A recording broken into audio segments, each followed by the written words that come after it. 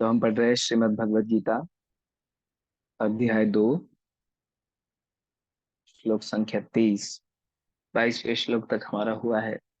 पिछले श्लोक में भगवान बताते हैं कि जैसे वासांसि जीर्णानि यथा विहाय नवानि गृह्णाति नरोपराणि तथा शरीरानि विहाय जीर्णानि अन्यानि संयाति नवानि देहि। जिस प्रकार मनुष्य फटे और पुराने कपड़े जैसे बदलता है और नए वस्त्र धारण करता है, उसी प्रकार जब यह शरीर काम का नहीं रहता, क्षीण हो जाता है, शक्ति रहित हो जाता है, तो उस समय आत्मा जो है शरीर दूसरा शरीर धारण करता है। ये शरीर बदल के दूसरा शरीर धारण करता है, जैसे हम लोग कपड़े बदलते हैं उसी प्रकार। 23वां श्लोक, इसमें भगवान आत्मा की विशेषता बता रहे हैं। नैनम छिन्दन्ति शस्त्राणि नैनम दहति पावकः न चैनम क्लेदयन्त्यापो न शोषयति मारुतः। नैनं छिन्दन्ति शस्त्राणि नैनं दहति पावक न चैनं क्लेदयन्त्यापो न शोषयति मारुतः। नैनं छिन्दन्ति शस्त्राणि नैनं दहति पावकः न चैनं क्लेदयन्त्यापो न शोषयति मारुतः। अनुवाद तथा तात्पर्य श्रील प्रभुपाद द्वारा। श्रील प्रभुपाद की जय। यह आत्मा न तो कभी किसी शस्त्र द्वारा खंड खंड किया जा सकता है, न अग्नि द्वारा जलाया जा सकता है, न जल द्वारा भिगोया या वायु द्वारा सुखाया जा सकता है। तात्पर्य सारे हथियार तलवार अग्नेयास्त्र वस्त्र वर्षा के अस्त्र चक्रवात आदि आत्मा को मारने में सक्षम है, असमर्थ है। ऐसा प्रतीत होता है कि आधुनिक आग्नेयास्त्रों के अतिरिक्त मिट्टी जल वायु आकाश आदि के भी अनेक प्रकार के हथियार होते थे। यहाँ तक कि आधुनिक युग के नाभिकीय हथियारों की गणना भी आग्ना आग्नेय आग्नेयास्त्रों में की जाती है। किंतु पूर्व काल में विभिन्न पार्थिव तत्वों से बने हुए हथियार होते थे। आग्नेयास्त्रों का सामना जल के हथियारों से किया जाता था, जो आधुनिक विज्ञान के लिए अज्ञात है। आधुनिक विज्ञान को चक्रवात हथियारों का भी पता नहीं है। जो भी हो, आत्मा को न तो कभी खंड खंड किया जा सकता है, न किन्हीं वैज्ञानिक हथियारों से उसका संहार किया जा सकता है, चाहे उसकी संख्या कितनी ही क्यों न हो। मायावादी इसकी व्याख्या नहीं कर सकते कि जीव किस प्रकार अपने अज्ञान के कारण उत्पन्न हुआ और तत्पश्चात माया की शक्ति से आवृत हो गया। न ही आदि परमात्मा से जीवों को विलग कर पाना संभव था। प्रत्युत सारे जीव परमात्मा से विलग हुए अंश है। क्योंकि वे सनातन अनुआत्मा है, अतः माया द्वारा आवृत होने की उनकी प्रवृत्ति स्वाभाविक है, और इस तरह वे भगवान की संगति से पृथक हो जाते हैं। जिस प्रकार अग्नि के स्फुल्लिंग अग्नि से विलग होते हैं, ये बुझ जाते हैं। यद्यपि इन दोनों के गुण समान है, वराह पुराण में जीवों को परमात्मा का भिन्न अंश कहा गया है। भगवत गीता के अनुसार भी वे शाश्वत रूप से ऐसे ही है। अतः मोह से मुक्त होकर भी जीव पृथक अस्तित्व रखता है, जैसा कि कृष्ण द्वारा अर्जुन को दिए गए उपदेशों से स्पष्ट होता है। अर्जुन कृष्ण के उपदेशों के कारण मुक्त हो गया, किंतु कभी भी श्री कृष्ण की एकाकार नहीं श्री कृष्ण किंतु कभी भी कृष्ण से एकाकार नहीं हुआ। हरे कृष्ण। मज्ञानतिमिरन्धस्य ज्ञानाञ्जनशलाकया चक्षुरुन्मिलितं येन तस्मै श्रीगुरवे नमः। जय श्री कृष्ण चैतन्य प्रभु नित्यानंद श्री अद्वैत गदाधर शिवासदि गौर भक्तवृंद। हरे कृष्ण कृष्ण कृष्ण हरे हरे राम राम राम राम हरे। तो इस श्लोक में भगवान कहते हैं कि ना शस्त्र को नयनम छिन्दन्ति, छिन्न विच्छिन्न किया जा सकता है शस्त्र से आत्मा को। नयनम छिन्दन्ति शस्त्राणि, किसी भी प्रकार का शस्त्र, फिर चाहे वो तलवार हो, भाला हो, बंदूक हो या कोई भी प्रकार का शस्त्र हो, वह आत्मा को काट नहीं सकता, जैसे शरीर को छिन्न विच्छिन्न करते हैं लोग। न आत्मा, यह आत्मा न तो कभी किसी शस्त्र द्वारा खंड खंड किया जा सकता है। नैनम छिन्दन्ति शस्त्राणि नैनम दहति पावकः। ना इसे अग्नि द्वारा जलाया जा सकता है,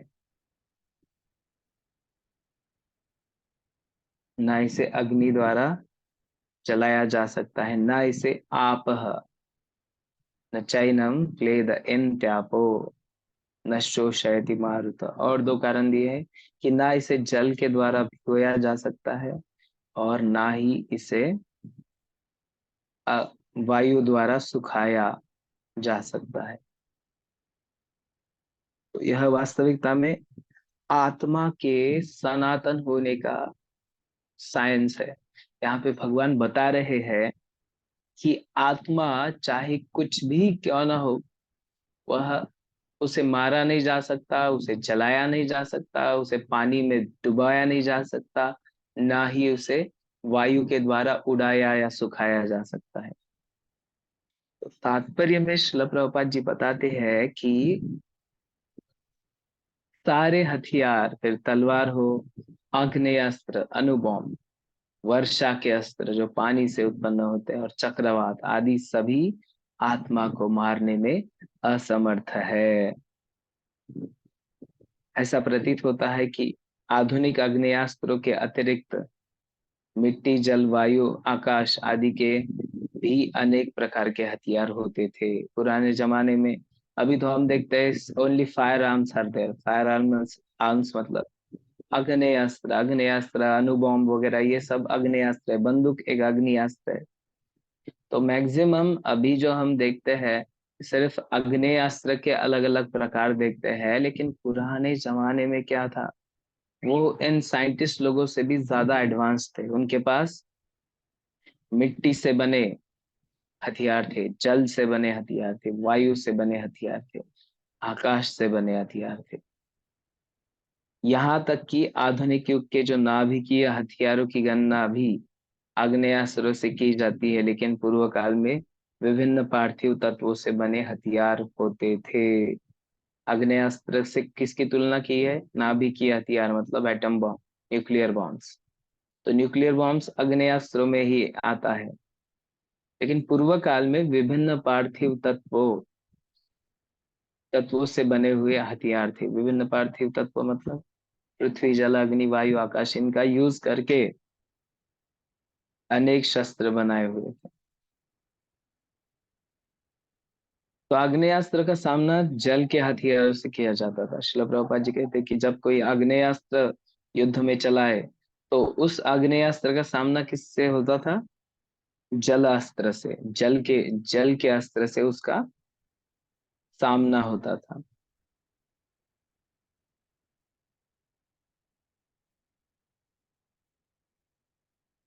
तो यहाँ पे बताते हैं श्रील प्रभुपाद जी, आग्नेयास्त्रों का सामना जल के हथियारों से किया जाता था, जो आधुनिक विज्ञान के लिए अज्ञात है। आधुनिक वैज्ञानिक समझ ही नहीं पाए कि पानी का भी कैसे हथियार हो सकता है। आधुनिक विज्ञान को चक्रवात हथियारों का भी पता नहीं, जो बादल रहते हैं वो भी एक हथियार है, उसका भी पता नहीं है। जो भी हो, आत्मा को, तो ये सब ठीक है। शिला प्रभुपाद जी कहते कि आत्मा को कभी खंड खंड किया जा, न तो कभी खंड खंड किया जा सकता है, न तो उसको किसी हथियार से काटा जा सकता है, न किन्हीं वैज्ञानिक हथियारों से उसका संहार किया जा सकता है, एटम बॉम्ब से, बंदूक से, वगैरह वगैरह, चाहे उनकी संख्या कितनी ही क्यों न हो। तो मायावादी इसकी व्याख्या नहीं कर पाते। श्रील प्रभुपाद कहते कि जो मायावादी होते हैं वो कहते हैं कि हम ही भगवान है, हम ही प्योरीफाई हो जाएंगे तो हम भगवान हो जाएंगे, और इस बात की पुष्टि नहीं कर पाते कि किस प्रकार यह जीव उत्पन्न हुआ है, जीव किस प्रकार अपने अज्ञान के कारण उत्पन्न हुआ और तत्पश्चात माया की शक्ति से आवृत हो गया। वो समझ ही नहीं पाते कि जीव किस प्रकार इस भौतिक जगत में आके फंस गया। न ही आदि परमात्मा से जीवों को विलग कर पाना संभव था, और आदि परमात्मा जो है वो जीव के साथ हमेशा विराजमान है। तो परमात्मा को जीव से कभी भी पृथक या अलग नहीं किया जा सकता। प्रत्युत सारे जीव परमात्मा के विलग अंश है। जीवेर स्वरूप है कृष्णेर नित्य दास। और जीव कैसे है? भगवान के अंश है। ममैव अंशो जीवलोके। भगवान भगवत गीता के 15वें अध्याय में बोलते हैं ना, ममैव अंशो जीवलोके। तो हम सब भगवान के अंश है। और हम भगवान अनुआत्मा है, क्योंकि वे सनातन है और अनुआत्मा है। हमारा स्वभाव कैसा है कि हम अनु है, बहुत छोटे से है। अतः माया द्वारा आवृत्त होने की उनकी प्रवृत्ति स्वाभाविक है। माया का आवरण चढ़ना स्वाभाविक है। और इस तरह वे भगवान की संगति से पृथक हो जाते हैं। जैसे ही माया के प्रभाव में आ गए तो भगवान को भूल जाते हैं, भगवान की संगति से पृथक हो जाते हैं। जिस प्रकार अग्नि के स्फुल्लिंग अग्नि से विलग होते ही बुझ जाते हैं। तो जो भक्त होते हैं भगवान के, तो माया द्वारा हरने के बाद वो माया के द्वारा आवरण चढ़ जाता है। और इस तरह भगवान से दूरी बनती है। और दूरी बनने के बाद क्या होता है, यहाँ पे उदाहरण देते हैं श्रील प्रभुपाद जी की। जैसे अग्नि में से बारीक बारीक चिंगारियां बाहर निकलती है। हमने देखा है ना, बारीक बारीक चिंगारियां बाहर निकालती है, और चिंगारी कुछ समय के लिए लाल लाल दिखती है, फिर बुझ जाती है। तो उसी प्रकार जब तक हम भगवान से जुड़े हुए हैं, तब तक हम वास्तविक स्थिति में, अगर भगवान से पृथक हो गए, भगवान से अलग निकल गए, तो फिर क्या होगा? हम भी बुझ जाएंगे। तो यहाँ श्रील प्रभुपाद कहते हैं कि वास्तविकता में दोनों जीव और भगवान के गुण तो समान होते हैं। वराह पुराण में जीवों को परमात्मा का भिन्न अंश कहा गया है। भगवत गीता के अनुसार भी वे शाश्वत रूप से ऐसे ही है। अतः मोह से मुक्त होकर भी जीव पृथक अस्तित्व रखता है, जैसा कि कृष्ण द्वारा अर्जुन को दिए गए उपदेशों से स्पष्ट होता है। अर्जुन कृष्ण के उपदेशों के कारण मुक्त हो गया, किंतु कभी भी कृष्ण से एकाकार नहीं हुआ। तो यहाँ श्रील प्रभुपाद कहते कि अर्जुन ने भगवान के जो उपदेश है उनको पूर्णतः पालन किया, उनको जैसे का वैसा लिया, एज इट इज, जशिया है तशी। तो भगवान ने जो भी नियमावली या जो भी शिक्षाएं अर्जुन को दी भगवत गीता में, तो अर्जुन उस उपदेशों से स्पष्ट था। और अर्जुन कृष्ण के उपदेशों के कारण मुक्त भी हो चुका था, मुक्त हो गया। और जो भगवत गीता के उपदेशों को अच्छी तरह से लागू करते हैं, वो कभी भी कृष्ण से एकाकार, कृष्ण के साथ हमेशा के लिए, मतलब कृष्ण में विलीन हो जाए, ऐसी मुक्ति की भी कामना नहीं करते। हम उदाहरण में अर्जुन को देख सकते हैं। अर्जुन इतना पास में था भगवान के, पर फिर भी अर्जुन ने उसको सायुज्य मुक्ति नहीं दी, कभी भी कृष्ण के समान एकाकार नहीं किए। तो ये थोड़ा सा इन डेप्थ कंसेप्ट है। मायावादी कहते हैं कि हम ही भगवान है, लेकिन वास्तविकता में चैतन्य महाप्रभु की जो शिक्षाएं है उसमें कहा गया है कि हम भगवान के जैसे ही है, लेकिन भगवान से भिन्न भी है। इसमें क्वालिटीज में, गुणों में हम भगवान से के समान है। भगवान के गुण क्या है? सच्चिद आनंद विग्रह। तो हमारा भी स्वभाव है सच्चिद आनंद, हम भी सत है, मतलब इटर्नल है, कायम स्वरूप ही टिकने वाले। चित है, मतलब हमें भी नॉलेज है, लेकिन आवरण चढ़ा हुआ है उस पे।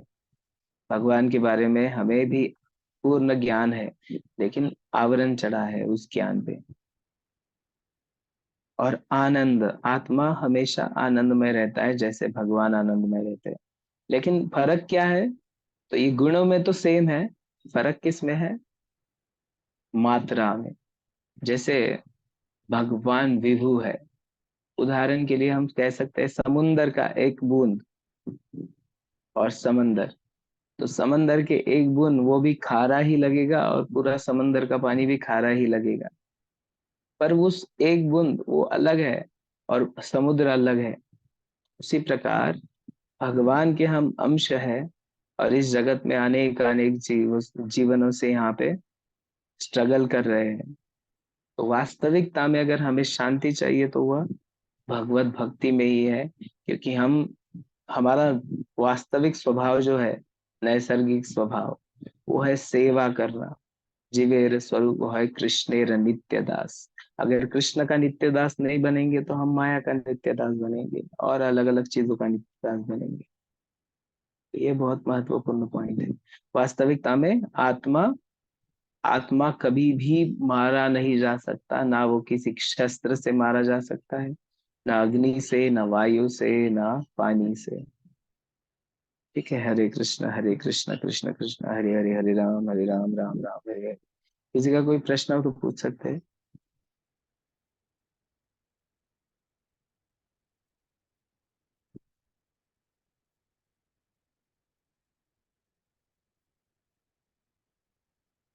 ठीक है, फिर हम लोग रुकते हैं यहाँ पे। जगत गुरु श्रील प्रभुपाद की जय, ग्रंथराज भगवत गीता की जय, ताई गौर प्रेमानंदे हरि हरि बोल।